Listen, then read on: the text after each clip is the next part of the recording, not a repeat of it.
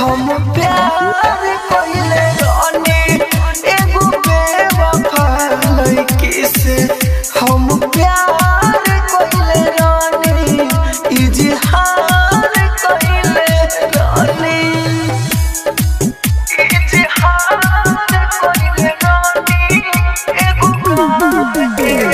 Music by DJ Umesh Shukipur Bazar. ओकरा के देखे बिना रही ना एको दिना। साचो कहिले भाई मुश्किल बावे जीना।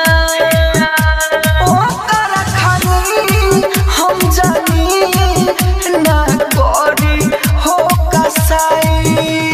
उनका के माफ बार बार कइले रानी एगो गाँव के लड़की से।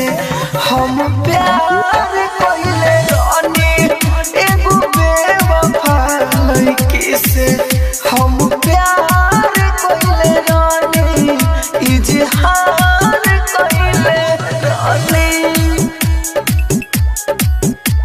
राजधानी recording studio Belbattiya. Music by DJ Umesh Shukipur Bazar. जेकरा में बसे सांस उहे ना बाटे पास।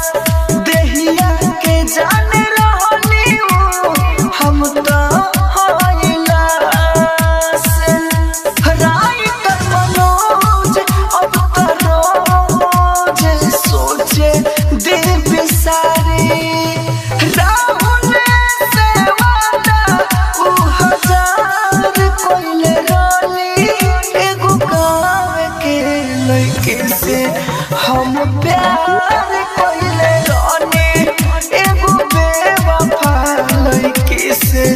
हम प्यार कइले रानी इजहार